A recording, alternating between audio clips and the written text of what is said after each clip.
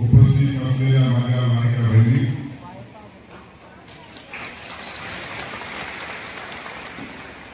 व्यासपीठावर उपस्थित असलेल्या आपल्या गावच्या सरपंच, भारतीय जनता पार्टीच्या अध्यक्षीकरण आणि सबलीकरणासाठी मुख्यमंत्री माझी लाडकी बहीण योजना आणली. सगळ्यांच्या खात्यावर पैसे वर्ग केले.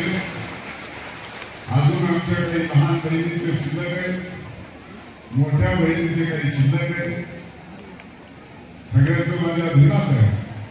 पण एकदा तुम्ही मुख्यमंत्री, धोरणे मुख्यमंत्री महायुतीच्या सरकारचा हात वर करून टाळ्या वाजवून अभिनंदन करा की तुमच्या आमच्यासाठी ही योजना आणली. आणि म्हणून एकदा त्रिवार महायुती सरकारचं अभिनंदन करा.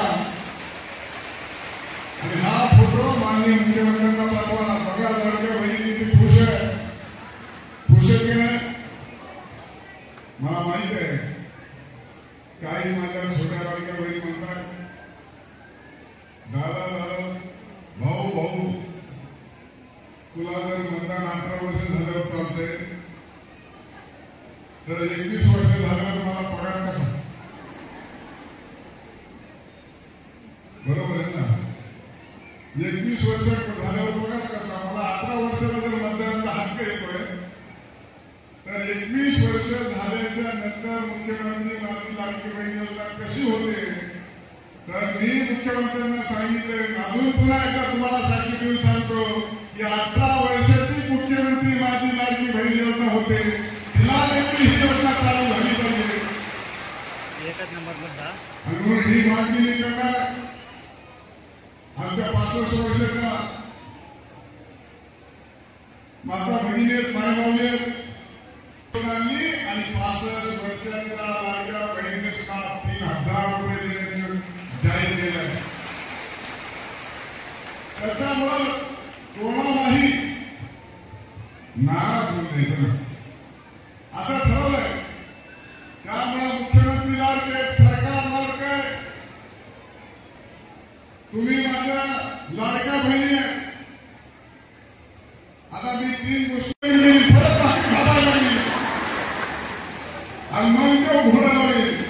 सकाळी तर लवकर उठून गेली. आम्ही तिकडे जीव घातलं नाही का तुम्हाला? त्याची काळजी मला माहिती. लाडक्या बहिणी उपाशी गेला तरी बोवाटा करणार नाही.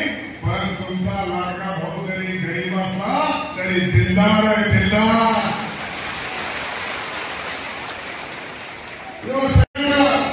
प्रयत्न केला तुम्ही सगळ्यांनी, प्रचंड प्रतिसाद दिला. काही माझ्या लाडक्या बहिणी उशीर आल्या त्या जेवायला झाल्या, त्यांच्यासाठी जेवण करायला. त्याच्यानंतर मी म्हणणार तर लाडक्या बहिणीच्या नुसतं राजा कशा बाजून घ्यायच्या, ववाणी टाका, ताट खाली कसं ठेवायचं. आणि आपल्या संस्कृतीमध्ये ताट खाली ठेवणं चाललं. पण मी म्हणलं ववाणी घेऊ, म्हणलं आता साधारणपणे घेऊ. तर तुमची भावना म्हणली घ्यायचं तर मी घ्या.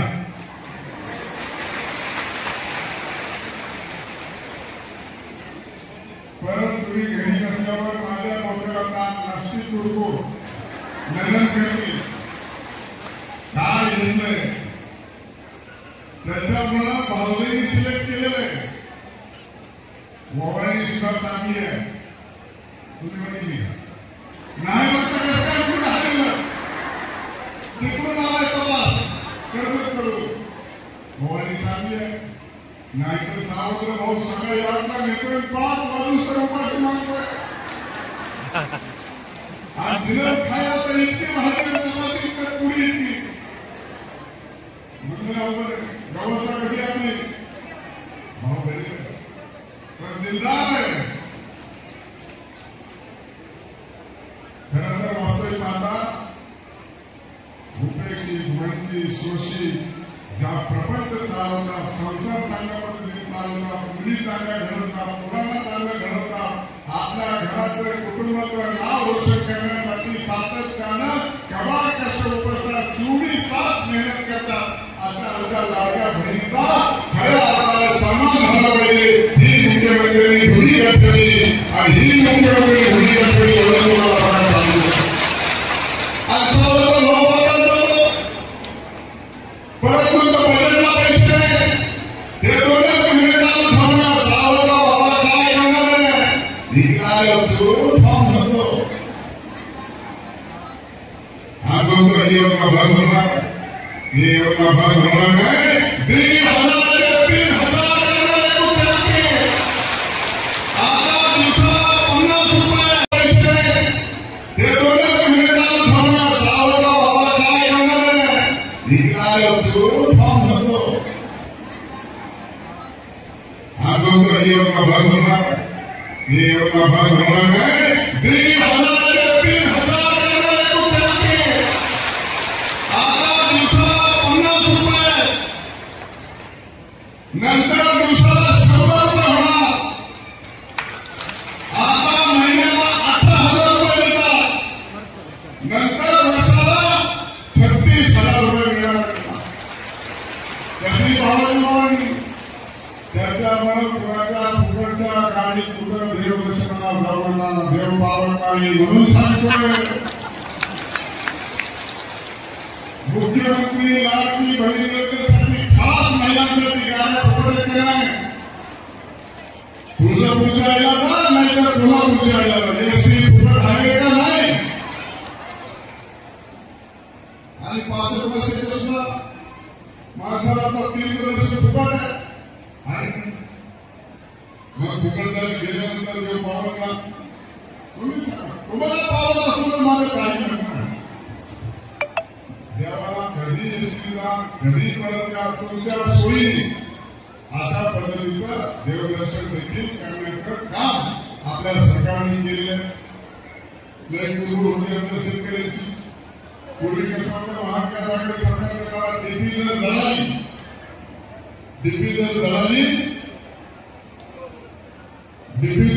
तर बिल भरल्याशिवाय डीपी देत नव्हते. हे होते का? आता डीपी येऊन बसवतात आणि दुसरी डीपी येऊन बसवत नाही. बिल माफ आहे. बिल इथून कोणाचं माफच आहे. मागचं सगळं माफ केलंय. मुख्यमंत्र्यांनी सांगितलं उपमुख्यमंत्र्यांनी ऊर्जामंत्र्यांनी सांगितलं हायब्रिड देणार मागचं मागतो 1 रुपया किंमत घेऊन द्या. गणपती बसले 10 दिवसानंतर गणपतीचा आनंद चतुर्दशी आहे. आनंदाचा सीधा सगळ्याला पोहोचणार आहे. जामखेडमध्ये आला तर खात्यामध्ये पोहोचणार. आनंदाचा सीधा सगळ्या रेशन कार्ड धारकांना पोहोचणार. कितीतरी योजना गहू फुकट तांदूळ फुकट तुमचं लाभ कसं काय विरोधकाच्या पोटात वायवा उठला. आता आमचं कसं होईल तुमची काळजी नाही ना. एवढं या सरकारने दिले तर आता आमचं कसं ह्याची काळजी आहे. त्याच्यामुळे काळजी करू नका. खऱ्या अर्थाने या भागाचा सर्वांगीण विकास करत असला तर नवीन मला यादीच करून दिली. साहेब वाचा सीताराम गडाला पैसे दिले. सीताराम गडाची खऱ्या अर्थाने मूर्तमेढ काल देखील सत्यामध्ये सांगितलं. खर्ड्याच्या किल्ल्याला 3 कोटी रुपये आपण दिले. लोक नुसतं कार्यक्रम करतात पण पैसा आणि निधी मी मंत्री असताना दिला 6 कोटी. आता कसं आहे नवीन जे स्टेशन केलं नागोबाच्या वाडीला अमृतने 1.5 कोटी रुपये खर्च करून मानला. नागोबाच्या वाडीचे माणसं खालच्या माणसं ऊस पडायला जायचे. जे ऊस पडायला जायचे ते ऊस मागायला झाले. घरेगावच्या विठ्ठल मंदिराला 1 कोटी दिले. घरेगावचा पूल पैसे होता ना सर पूल केला आपण दिले 4 कोटी रुपयाचा पूल केला. मोहरीचं देवीला आपण जातो कधी नवरात्रामध्ये 1.5 कोटी रुपयाचा निधी विकास करतो आपण. बाळगाव तरणगाव सोनेगावला मोठे बंधारे बांधले. मुंगेवाडी मोहरी पांढरेवाडी धामणगाव या ठिकाणी देखील पाझर तलाव बांधलं होतं ना. आता पाहिलं तरी व्हिडिओ टाकला. सगळ्या गावांना नागरिकांचे रस्ते दिले. आता खरेदीच्या खालच्या बाजूला एक पूल होणं गरजेचं आहे. तो पूल देखील भविष्यात होईल. त्यामुळं विकासाच्या कामात कधी मागे नाही. तुम्हाला योगदान देण्यात कधी काम मागे नाही. आता तुम्ही सगळ्या गोष्टी कधी कुठे मागे आमचे मी असेल आमचे कार्यकर्ते असतील आमचे पदाधिकारी असतील कुणी पाठीमागे राहतात. त्यामुळे या सगळ्या परिस्थितीचा विचार करून आता भविष्यामध्ये आपल्याला विचार करण्याची आवश्यकता आहे. तुम्ही मुख्यमंत्र्यांची लाडकी बहीण माझी लाडकी बहीण सरकारची लाडकी बहीण आणि मग तुमचं लाडका सरकार नाही पगार कसा चालू आहे. आम्ही तुमचं लाडकं तुम्ही फक्त एकदाच 5 वर्षात माझं लाडकं व्हायचंय तर 5 वर्ष पगार चालू होणार. आता लाडक्या सरकारला लाडका आमदार झालंच नाही तर कसं होईल. सगळ्याला त्रास झाला. आता बरंच काही मी लाडका मी आपला शेवटी आपलं ते आपलंच असतं. आपण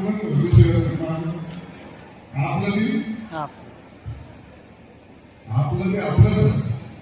त्यामुळे या सगळ्या गोष्टीचा भविष्यकाळामध्ये आपल्याला विचार करायचा. आपला पगार महिला आमच्या आई मी लहान शाळेत तिला पैसे देईल म्हणले की ती द्यायचीच. आमची खूप गरीब होतो मला अभ्यास होतो पाय आपटलं की द्यायचीच पैसे काढून नाही करायचे पैसे काढून द्यायचीच.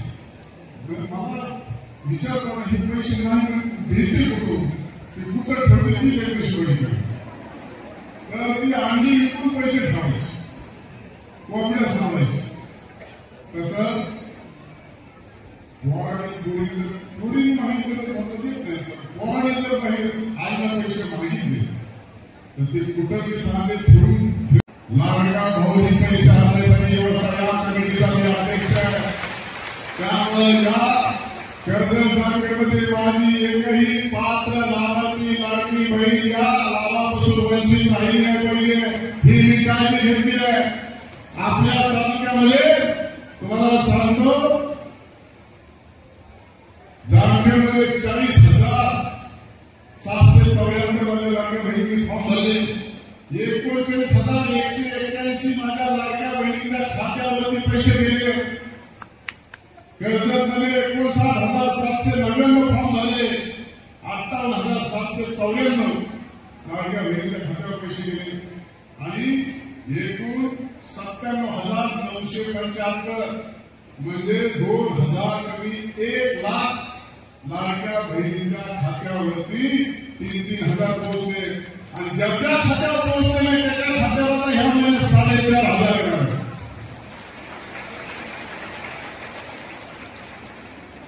त्याच्यामुळं सरकार आणायची जबाबदारी तुमची आहे. आमदार आणायची जबाबदारी तुमची आहे. कोण नसते पायावर धोरणाला मोकळे काढली आणि पगार काय घेणार सरकार सरकार आलं का नाही ते आमचं नव्हतंच. मग कसं वाटत वाईट वाटत नाही. मी मग आता वापर रणपड करीन पण त्याचा उपयोग होणार नाही. आणि म्हणून साठी हे माननीय मुख्यमंत्री दोन्ही उपमुख्यमंत्री आपल्यासाठी सदैव प्रयत्नशील आहेत, सरकार प्रयत्नशील आहे. आणि त्यासाठी आपला भाऊ मी तपासणी करतो दुसरीकडे परत बोलून आणलं महाराज समजतो कधी कोणी विसरलं. आता एकच लक्षात ठेवायचं आपला भाऊ बस सरकारला आपलं निश्चित राहावं. आणि म्हणून आता ओवाळण्यामध्ये लाडक्या बहिणी मला बळगाव बोलणं करत नाही करतात का सासर साखर रान बोललेलं का भांड्यावाड म्हणलं का बाहेर करणे की सांभाळून येतात का नाही. सगळ्या बहिणी सांभाळून येतात का नाही. कुणाची काय अडचण आहे का. सगळ्या बहिणीला ओवाळणी देणार. सगळ्या बहिणींनी ओवाळणी घेत असताना सिस्टीम द्यायची करतो. आणि तुमचा 1,500चा पगार उठवला आहे तेवढेच बाहेर फक्त एवढ्या बाकीच्या कोणी उठू नका. इकडं बाकी रक्षाबंधनाचा कार्यक्रम होत आहे. सर्व लागल्या बघितले एक एक करून आदरणीय साहेबांना राखी बांधण्यासाठी आपण पुढे यावं. पवन भैया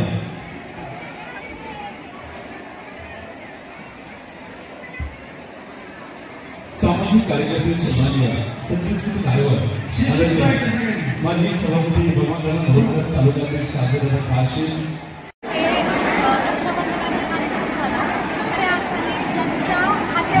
आज महिलांच्या बहिणीचे पैसे जमा झाले अशा विस्तृत पद्धतीने मोठ्या प्रमाणात महिला उपस्थित झाल्या. आणि ज्या पद्धतीने त्यांनी आज त्यांचा खरा जो लाडका भाऊ आहे राम शिंदे साहेब यांना त्यांनी धन्यवाद केलं.